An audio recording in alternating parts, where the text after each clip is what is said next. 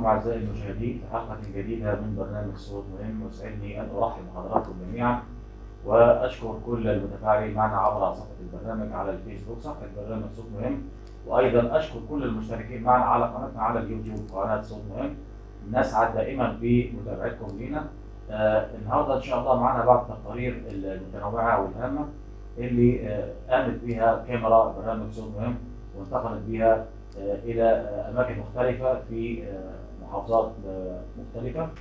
ونبدأ بأول تقارير وهي احتفالية جميلة خاصة بجمعية استمروا بالعطاء، قامت بعمل يوم جميل للأطفال الأيتام وأيضا يوم ترفيهي لدار المسنين اللي في مناطق العجمي بالإسكندرية، وقاموا بإسعاد الأيتام وكبار المسنين وأيضا المعاقين، يعني حفل ليهم خاص. وهو الترويج عن النفس كان يعني ضمن هذا الاحتفاليه مسرح عرائس، كذلك وجود طعمه ووجبات لكل الفطور اقيمت في احدى النوادي بالاسكندريه. بصراحه كان يوم جميل، بس هسيبكم مع الفاعليه ونرجع لكم مره ثانيه.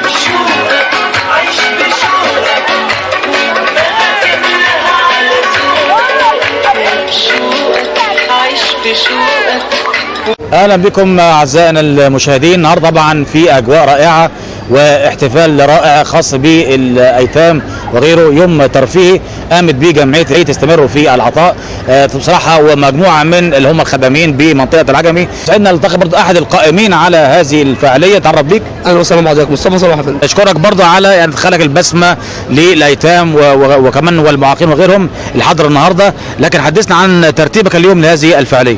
كان في تنسيق مع الاستاذ محمد، يعني احنا بقالنا بتاع 15 يوم بننسقه للحفل دوت عشان يطلع باحسن شكل. جميل. ونقدر نسعد الاطفال كلها. معانا اطفال من كل ناحيه، من كل دار في اسكندريه، ومعانا ناس ذو احتياجات خاصه، وان شاء الله نقدر نساعدهم وندخل السرور عليهم، لان احب الاعمال الى الله يعني ادخال السرور. فالاطفال ديت لازم تفرح زي ما احنا بنفرح اولادنا، زي ما بنطلع مع اسرنا نفرحهم، فدول لهم حق. لو ما اتحدناش ووقفنا معاهم محدش هيطلعهم، فهم اضعف الايمان معانا ان نقدم لهم ان احنا نفرحهم، مقدم لهم وجبات غدا، مقدم لهم تورتات، بنقدر نساعدهم، نلعبهم كوره زي ما حضراتكم شايفين كده. طبعا انا عاوزك برضه توجه رساله برضه لكل القائمين معاك او المشاركين في هذه الفعاليه. رسالتي ليهم ان هم ربنا يجازيهم خير على وقفتهم معانا. اخوات من الساعه 11 الصبح في المطبخ بيجهزوا طبعا الاكل، عاملين لهم سندوتشات على اجمل وجه ان شاء الله يعني يتبسطوا بيها. عندنا لعب وعندنا هدايا للاطفال، هدايا لكبار السن، الناس المسنين دول، على قد ما نقدر نحاول نساعدهم يعني. مشاهدينا الكرام، يسعدني برضه نلتقي باحد المشاركين والقائمين بالاعمال في ادخال السرور على الايتام والمعاقين كمان، الاستاذه سما فتح الله. اهلا بيك. اهلا وسهلا استاذ سيد، اخبار حضرتك ايه يا فندم؟ طبعا حضرتك مشرفه دايما في الاعمال الخيريه للايتام كمان بالذات والمعاقين وغيرهم، يعني بصراحه ليك مجهود يذكر فيشكر في كل الفعاليات. لكن حدثيني اليوم عن اجواء الفعاليه اليوم. النهارده الحمد لله معانا مجموعه كبيره جدا عاملين زي مبادره ان احنا نضم كل دار المسنين في العجمي والاطفال الايتام واطفال مرضى الكانسر في مجموعه، يعني النهارده مبادره لجبر الخواطر ان احنا نساعدهم كلهم ونكون سبب كلنا ان احنا نساعدهم النهارده، واحنا كمان نبسط معاهم فرحتهم ان شاء الله. جميل. يعني اذا النهارده الفعاليه مكتمله في دار مسنين، في دار ايتام، كمان وجود كمان اللي هم المعاقين كمان، يعني كلهم بيتجمعوا كمان من كافه جمعيات، يعني مش شرط جمعيه واحده، كلنا ايد واحده في اسعاد الايتام والفقير وغيره. مظبوط يا فندم. هو تقريبا معانا على ما اعتقد يمكن 3 دوار مسنين في العجمي، ومعانا تقريبا حوالي يمكن 5 أو 6 دار ايتام، دول كلهم متجمعين النهارده، غير بقى المجموعه بتاع ذوي الاحتياجات الخاصه.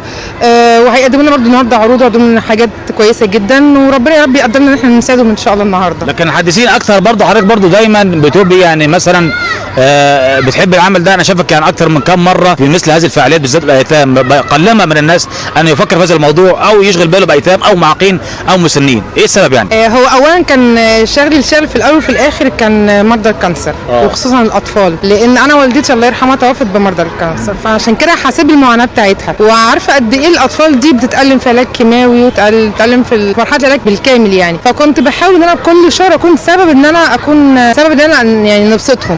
مع مجموعه من اصدقائي، مع اشتراك مثلا مع ناس قرايبي وكده، احنا بنعمل لهم كل شهر حفله تخرجهم من المود بتاع العلاج والتعب والحاجات دي كلها، وربنا يقدرني يا رب واستمر ان شاء الله. يعني ما شاء الله 14 سنه في العمل الخدمي خاص بالايتام والفقراء ومرضى الكانسر والمسنين رعايه كامله. حضرتك جربت المعاناه وعشان كده برضه بتخدمي بدورك.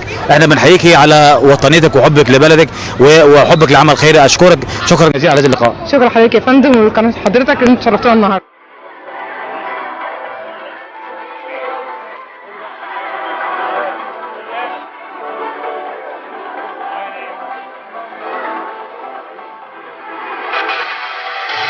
مشاهدينا الكرام، ويسعدنا نلتقي بالقائم بهذا العمل واحد المشاركين وابرز المشاركين كمان الاستاذ احمد مسعد.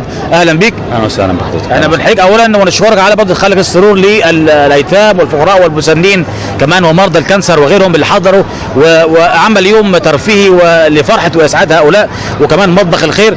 فحدثنا اكثر عن هذه الفعاليه ومدى تنظيمكم ليها. والله والحمد لله وكله بفضل ربنا الاول، ومجهود مش هقول لك مجهودي لوحدي ولا احنا مجموعه اصدقاء مع بعضينا اتجمعنا وقت فاضي فقلنا نعمل حاجه كويسه. الموضوع هي كانت مبادره من حوالي 3 سنين، بدأناها بحاجه صغيره. بنجمع، كنا بنلف على المنازل الاول بناخد حاجات خفيفه كده من المنازل ونوزعها.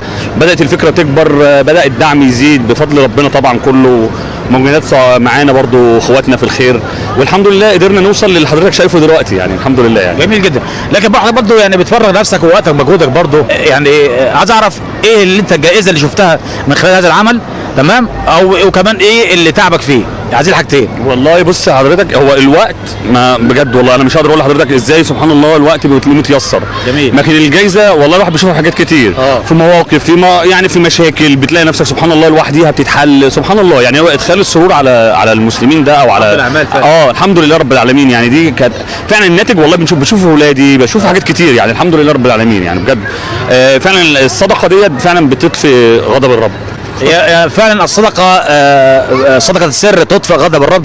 كذلك ايضا يعني صاحب المعروف لا يقع وان وقع وجد متكئا.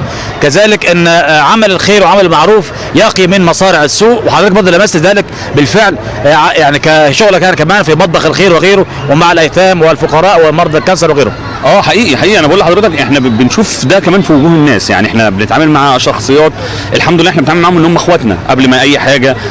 بتشوف مثلا ست تدعي لك تقول لك روح يا ابني ربنا يسترك زي ما سترتني. دي في حد ذاتها بتشرح صدري كده، بتخليني انا ببقى حاسس ان الحمد لله اني انا بعمل حاجه وشايف الناتج قدامي. زي ما بقول لحضرتك احنا زي ما حضرتك شايف الفرحه اللي في وجوه الناس دي كلها دي مش من فراغ، دي بالذات دي بتسعدنا. جميل. الحمد لله. الاستاذ احمد انا اشكرك واشكر سعيك في عمل الخيري، وكمان وبالتالي هذا ليس عمل خيري فقط بل هو عمل وطني، لان دي طبعا جمعيات خيريه مؤسسات منظمات مجتمع مدني، يعني ده عمل دور الدوله حضرتك بتفعلوه على ارض الواقع كمان يعني. الحمد لله رب العالمين. ما هو كله زي ما بقول لحضرتك هي قبل اي حاجه هو توفيق ربنا. جميل. هو توفيق ربنا والله اهم من اي حاجه، والحمد لله والله. وبشكرك طبعا حضرتك ان انت جيت النهارده شرفتنا، وبشكر استاذ ادم اللي هو يعني بجد داعم لينا من زمان. ربنا يبارك له وربنا يبارك له يا رب، وان شاء الله تبقوا مبسوطين معانا النهارده ان شاء الله. بزيل اشكرك على هذا اللقاء الذي ساعدته به فريق برنامج صوت مهم دايما مشارك في العمل الخيري، وصوت مهم هو صوت صاحب العمل الخيري او البارزين في خدمه المجتمع. جدا رئيس مجلس اداره جمعيه استمروا في العطاء. احنا اولا بنشكرك على هذا العطاء اليوم. ربنا يكرمك والله. هو الفضل لربنا اولا، ثم للشباب الجميل اللي هم طبعا شباب اترك اثر، وهم فعلا تاركين احلى اثر في المجتمع يعني في كل المجالات، في اطعام، في سقيا الماء، في مع ذوي الاحتياجات، مع المسنين، في كل حاجه بتمس المجتمع. هم ما شاء الله عليهم يعني عاملين اجمل حاجه. احنا برضه بنشكرك برضه على حسن الاداره والترتيب، برضه ده ليه مجهود يشكر فيشكر، ودايما حضرتك برضه متواصلين دايما يعني بعمل استمرار. يعني مثلا انا ملاحظ ان الجمعيه مش بتعمل نشاط وتقف، لا ده كل اسبوع لازم يكون في فاعليه، لازم يكون في عمل خيري باستمرار على طول يعني. احنا بفضل الله يعني شغالين في كل المجالات، شغالين في يعني في العطاء في كل حاجه، في فرحه الناس، ويعني لنا كمان يعني داخلين في شغل كمان جديد يعني هيكون مفاجاه لاسكندريه كلها. احنا بنحاول على قد ما نقدر ان احنا نكون داعمين، واقفين مع الناس، واقفين مع الدوله في يعني في الخير للناس، عايزين الخير للمجتمع، عايزين المجتمع يبقى كله مجتمع كويس، والمجتمع عمره ما هيبقى كويس الا بتكاتف الناس مع بعضها. يعني احنا مؤسسات المجتمع المدني مهمتها ان هي تساعد الدوله في مساعده الناس، وربنا يقدرنا جميعا يا رب ويكرمنا ويكرم كل الناس اللي بتساعدنا في الخير ده. جميل، اشكرك واحييك على هذا اللقاء. شكرا.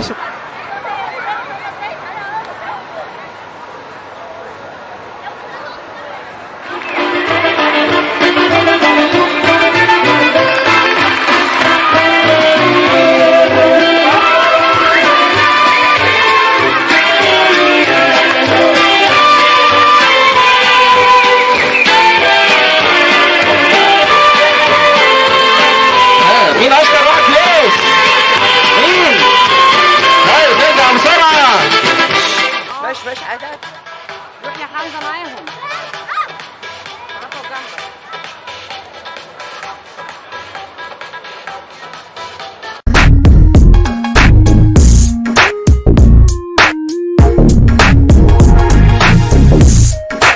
عدنا لكم مشاهدينا الكرام بعد ما شاهدتم اجواء الحفل دار الايتام او حفل الايتام اللي قامت به جمعيه استمروا في اعطاء كما شاهدتوا في التقرير، واحنا بنرحب بمثل هذه الاحداث، هذه الفعاليات الجميله اللي بتروح نفسها عن الاطفال الايتام او الايتام المعاقين او المسنين كمان او كبار السن. طبعا ده لما يكون في تعاون مشترك ما بين كل الجامعات دي او المؤسسات دي في جمعيه عشان نظهر بهذا المظهر اللائق، فهذا شيء جميل جدا واحنا بنحييه ولا بد ان احنا نسلط عليه الضوء.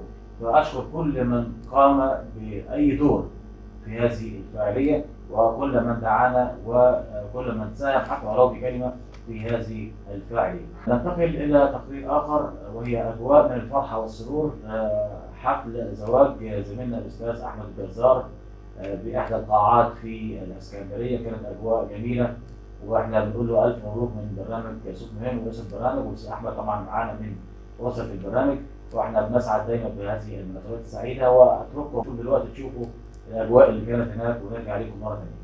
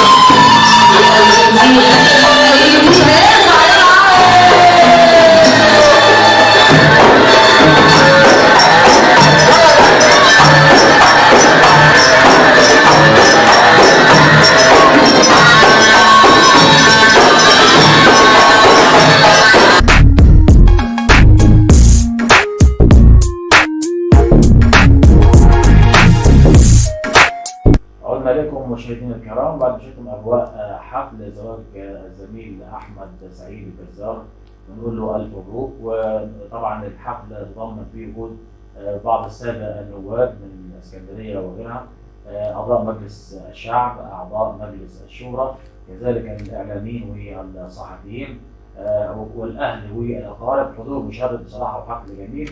وفي النهايه بنقول الف مبروك احمد، وان شاء الله بالرفاق والبنين والسعاده دايما ليك، ونتمنى لك دايما السعاده من اسره برنامجنا صوت مهم. تقرير اخر من محافظه الاسكندريه وهو خاص بمشروع زراعه 2 مليون فدان ونص برعايه السيد رئيس الجمهوريه الرئيس عبد الفتاح السيسي.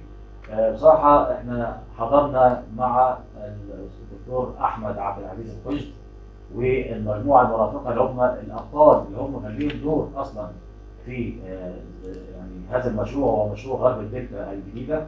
التقينا بيهم في البحوث الزراعيه بالاسكندريه، وحضر بعض اهالي نجع الاسلام ان هم المدنيين اللي هم من اعضاء منظمه المجتمع المدني، عشان نشكرهم على هذا النجاح العظيم. وكان لقاء تعارف ولقاء ودي، وبرضه اسيبكم بعض اللقطات اللي قمنا صورناها هناك في يعني هذه الفعاليه. وان شاء الله قريبا هروح نصور من داخل المكان من مشروع الدلتا الجديده، والكاميرا هتنتقل هناك، هنشوف ارض الواقع وهذا الانجاز العظيم اللي يعني امر به السيد الرئيس عبد الفتاح السيسي. وكما يعني شاهدوا كمان اللقاء الاخوي اللي كان بيننا وبين يعني اللي هم ابطال المشروع نفسهم من المهندسين والدكاتره. طبعا كان في استعانه بالخبراء من يعني جامعه القاهره اللي بيشتغل في المشروع فرحان ان هو بيعمل حاجه لمصر، بيعمل حاجه لبلده. فاحنا بنسعد بمثل هذه المشاريع العظيمه العملاقه اللي بعد كده بتساعد في يعني القضاء على البطاله وغيرها. هنشوف بعض المشاهد ونرجع لكم مره ثانيه.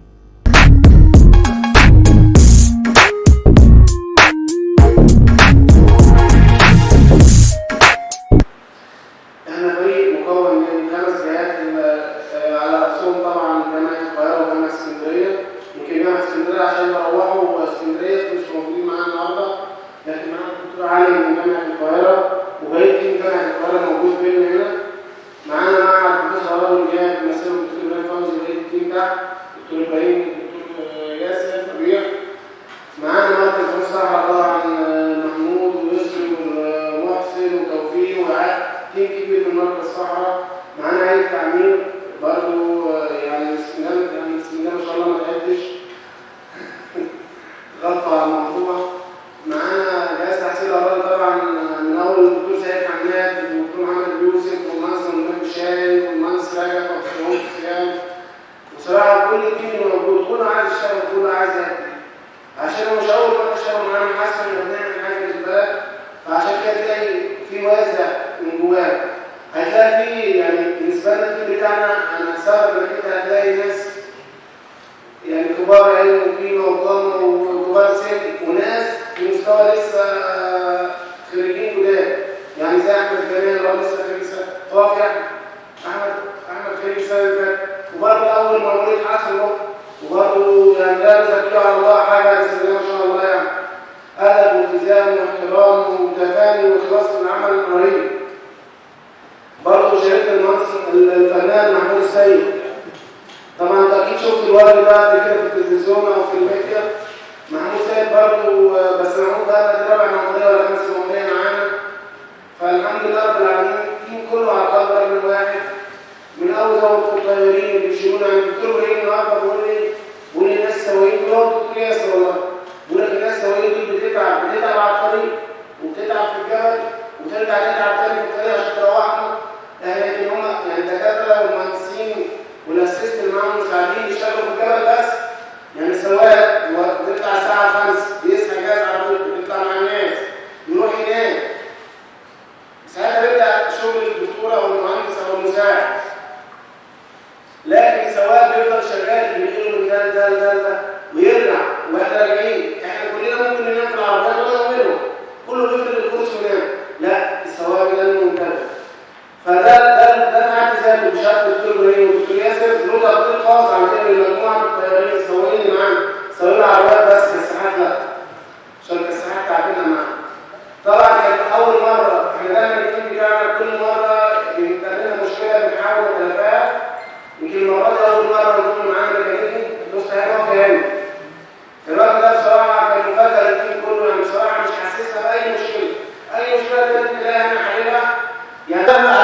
هنسيبهم على الاثنين دول معانا. هم عايزين احنا ما نقدرش نتاخروا لا انت والله ما اخرت عن حاجه، وعلى بصراحه انا شخصيا شهاده قدام ربنا انا والله ما شفت منه حاجه بامانه وبتاع الاخلاص والكمال. هم قالوا وجهه نظر هنقول اللي انا شفته وانا هتحاسب عليه قدام ربنا. الراجل ده انا شايفه كويس، هم شايفينه غير كده دي قصه ثانيه، لكن هو والله هو بحاول يعني هو بحاول، بس هو قال لنا حاجه برضه مش مصريه. هو قال لنا بص انا عندي ساعتها اللي خلاص بس انتوا تجيبوني وانا هنعدي. احنا اللي يطلع جهاز تحسين الارض في الخصوص، فدي عبء على السواقين وعلى اولنا كله. احنا عايزين يا جماعه ما بنعملش لا لنا ولا لاي حد، احنا بنعمل لهيئه تحسين الاراضي. وفعلا في ناس كتير قوي مش عارفه اللي بيحصل، عربيات طالعه وعربيات داخله ما حدش عارف ايه اهدافها وايه الاهداف اللي بتحصل وايه اللي بيتعمل من الجهه الموجوده التنفيذيه. فاحنا كنا جايين بدعوه الاستاذ محمود عشان خاطر نعرف حيثيات المشروع بالظبط، يعني عارفين الاهداف يعني يعني الحاجات اللي زي ما بيقولوا الهامشيه، يعني محدش عارف ايه الدواخل، يعني في حاجات داخليه احنا ما نعرفهاش، ايه المصلحه، ايه الاهداف اللي هتحصل للشباب، ايه الاهداف من مشروع الدلتا. احنا نسمع الكلام ده كله بس ما نعرفش اهدافه ايه، حيثياته ايه بالظبط. فطبعا احنا حابين وجايين عشان نعرف حيثيات المشروع ده ايه، عشان الناس تعرفها والناس توصل لها. واحنا بنرحب بكم في العمريه، واحنا تحت امركم في اي حاجه تقف معاكم، احنا تحت امركم في اي حاجه اسمها معدات، اي حاجه تحت امركم في جهه البلاد يعني. وشرفتونا وان شاء الله ربنا يوفقكم باذن الله، واحنا تحت امركم. شكرا.